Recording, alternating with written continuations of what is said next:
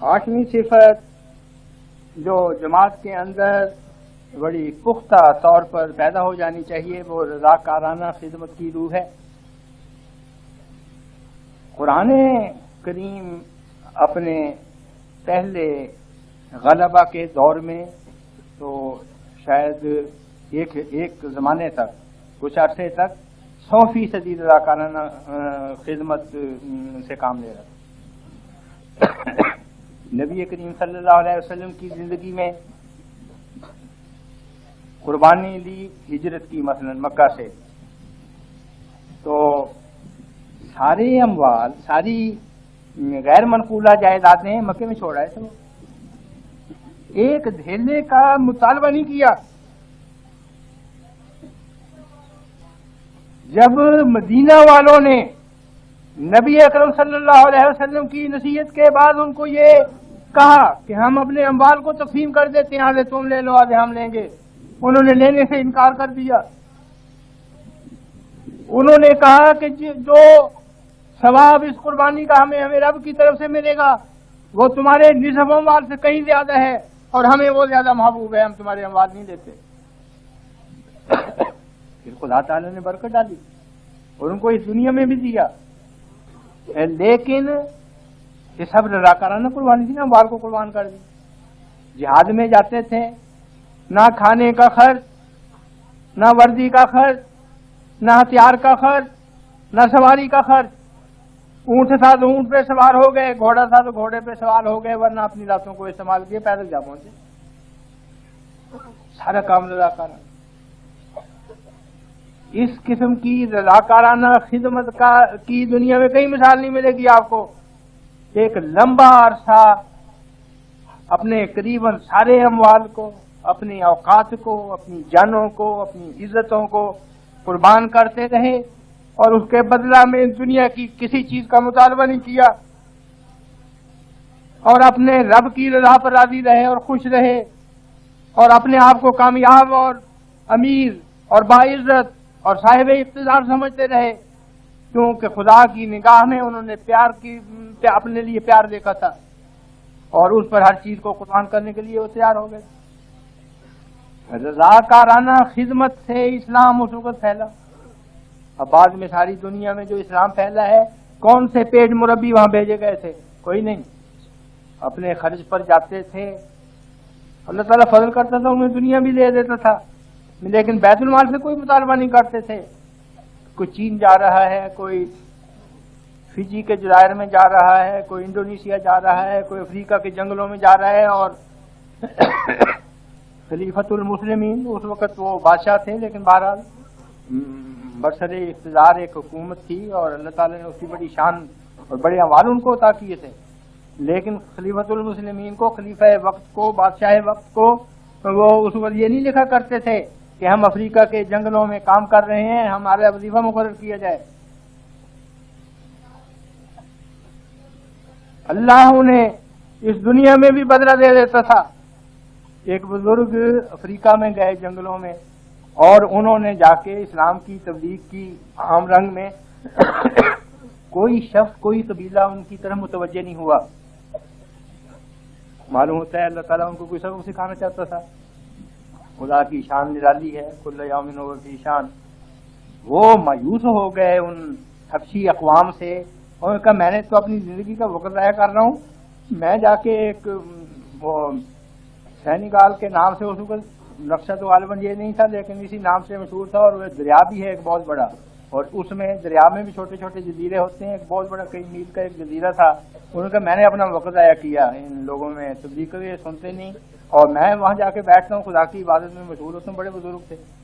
وہ، وہاں چلے گئے جہاں دونوں طرف پانی بہتا تھا تاکہ لوگ آ کے مجھے تنگ نہ کریں، اور وہاں انہوں نے اپنی کٹیاں بنائی اور اللہ تعالیٰ کی عبادت میں مشغول ہو گئے۔ تب خدا نے کہا کہ تو مایوس ہو گیا میرے ان بندوں سے، پر میں تو ان سے مایوس نہیں۔ آسمان سے فرشتوں کا نزول ہوا، اور ارد گرد جو قبائل تھے ان کے نمائندے کی حیثیت سے ہر قبیلے کے کچھ آدمی ان کے پاس جمع ہو گئے، اور ان کو کہا کہ ہمیں قرآن سکھاؤ، یا ان کو خدا تعالیٰ نے کہا کہ انہیں قرآن سکھاؤ۔ چنانچہ انہوں نے ایک کلاس لینی شروع کی اور قرآن پڑھانا شروع کیا، اور سارے قرآن ان کو پڑھانے کے بعد کہا اپنے اپنے قبیلوں میں جاؤ اور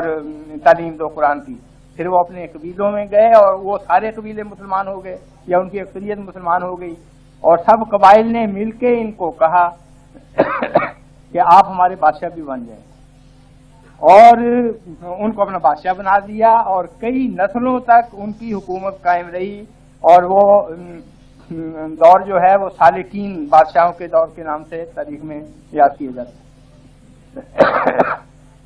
انہوں نے ایک دھیلا بھی بیت المال سے نہیں مانگا تھا تجھے، سب رضاکارانہ تھا۔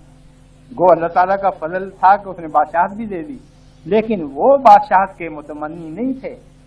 وہ تو جس چیز کی خواہش رکھتے تھے صرف خدا تعالیٰ کی رضا تھی، لیکن وہ رضا بھی انہیں ملی اور اخروی جنتیں بھی انہیں ملیں اسی کے فضل سے، اور اس دنیا میں بھی جنتیں مل گئیں۔ ہماری جماعت میں اللہ تعالیٰ کے فضل سے ایک حد تک یہ روح پائی جاتی ہے۔ اسی جلسہ سالانہ پر جو ہو رہا ہے، اب ہمیں بہت سی پریشانی اٹھانی پڑی ہے نان بھائیوں کی وجہ سے، اور مجھے ذاتی طور پر آپ لوگوں کی تکلیف کی وجہ سے بڑا دکھ بھی سہنا پڑا ہے ان دنوں میں کہ میرے بھائیوں کو یہ تکلیف پہنچ رہی ہے۔ تو نان بھائی تو خیر ہیں، لیکن اس جلسے کا انتظام خدا تعالیٰ کے فضل سے اگر یہ تکلیف آپ علیحدہ رکھیں، اتنی خوش اسلوبی سے سر انجام پاتا ہے کہ دنیا محو حیرت ہے، اور یہاں رضاکارانہ کام کرنے والے سینکڑوں ہیں۔ ان رضاکارانہ کام کرنے والوں میں 124 وہ ہیں جو بی اے یا اس سے اوپر کی تعلیم رکھتے ہیں، ماشاء اللہ، اور 811 وہ ہیں جو میٹرک پاس ہیں۔ تو یہ 1000 کے قریب تعلیم یافتہ آدمی کوئی روٹیاں ڈھو رہا ہے، کوئی لکڑیاں سنبھال رہا ہے، کوئی نان بھائیوں کے گرد ہے، یہ لگا ہوا ہے رضاکارانہ خدمت گزار رہا ہے، ورنہ یہ جلسہ اور اس کا انتظام ہو ہی نہ سکتا۔ تو اللہ تعالیٰ نے یہ روح، یہ جذبہ ہمارے اندر پیدا کیا۔ وقف عارضی ہے، اب اس سلسلے میں نے آپ کو بتایا تھا تقریباً 200 سال کا کام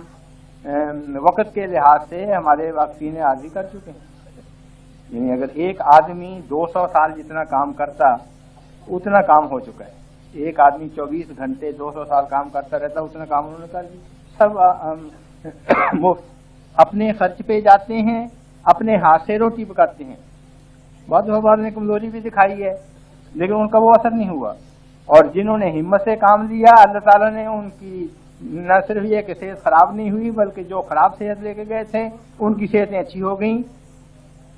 اتنا اثر اپنوں پہ بھی اور غیروں پر بھی کہ وہ جس غرض کے لیے گئے تھے کہ جماعت کی تربیت کر سکیں اور وہ مطالبات جماعت سے پورے کروائیں جو پچھلے دنوں میں نے کیے تھے کہ قرآن کریم پڑھو مثلا، یا دوسری قربانیاں دو، اطفال کے وقف جدید کے چندے وغیرہ۔ بہرحال تربیت کا بہت اچھا کام، قرآن کریم پڑھایا، بعض سست تھے ان کی سستی دور کی وغیرہ وغیرہ، سب کام اپنا، اور آنے جانے کا کرایہ بھی اپنی طرف سے۔ لیکن میری طبیعت پہ یہ اثر ہے کہ جماعت کے ایک طبقے میں، چاہے وہ 1000 میں سے ایک ہی کیوں نہ ہو، یہ روح جو ہے وہ ایک طبقہ میں یہ روح کمزور ہو رہی ہے، اور فوری طور پر ہمیں سمجھ جانا چاہیے۔ ہم اپنے مقصد کو، مقصد حیات کو حاصل نہیں کر سکتے جب تک یہ جذبہ ہمارے اندر نہ ہو کہ ہم نے رضاکارانہ خدمت کرنی ہے اللہ اور اس کے دین کی۔ پتہ نہیں اللہ تعالیٰ قسم کی قربانیاں ہم سے لے آئندہ، ہمیں ہر وقت تیار رہنا چاہیے۔ تو رضاکارانہ خدمت کا جذبہ پہلے سے زیادہ مضبوط ہو جانا چاہیے، کیونکہ اگر جیسا کہ میری طبیعت پہ بڑا گہرا اثر ہے، آئندہ 30 سال دنیا کے لیے نہایت نازک ہیں۔ اگر یہ اثر صحیح ہے تو ہمیں اس زمانہ میں، ہمیں جو اس وقت زندہ ہیں، جب تک زندہ رہیں، یا جو ہم میں سے جوان ہوں یا جوانی کی حالت میں بعد میں ہمیں آ کے ملیں، ان کو انتہائی قربانی دینی پڑے گی، اور ان قربانیوں کی بنیاد رضاکارانہ خدمت پہ ہونی چاہیے اور ہوگی، کیونکہ ہمیں اللہ تعالی نے دنیا کے اموال اس کثرت سے ابھی نہیں دیے کہ ہم دین اسلام کی ضرورتوں کو پورا کر سکیں، لیکن ہمیں یہ وعدہ دیا ہے کہ وہ ہمیں کامیاب کرے، اور وعدہ اس شرط کے ساتھ دیا ہے کہ ہم اپنا سب کچھ اس کی راہ میں قربان کرنے کے لیے تیار ہیں۔ تو اگر ہم یہ چاہتے ہیں کہ اس زمانہ میں خدا تعالیٰ کا وعدہ معجزانہ رنگ میں پورا ہو جائے اور دنیا ایک عظیم انقلابی کروٹ بدلے،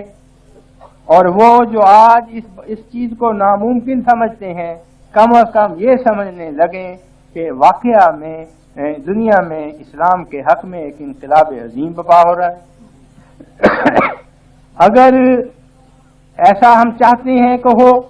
تو ہمارے لیے ضروری ہے کہ ہم رضاکارانہ خدمت کے جذبہ کو پوری طرح پختہ مضبوط کریں اور بیدار رکھیں،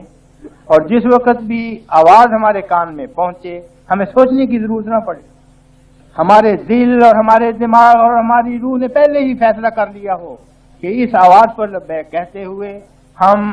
رضاکارانہ طور پر ہر قربانی جو ہے وہ خدا تعالیٰ کی اس برگزیدہ جماعت کے نظام کے سامنے پیش کر دیں گے۔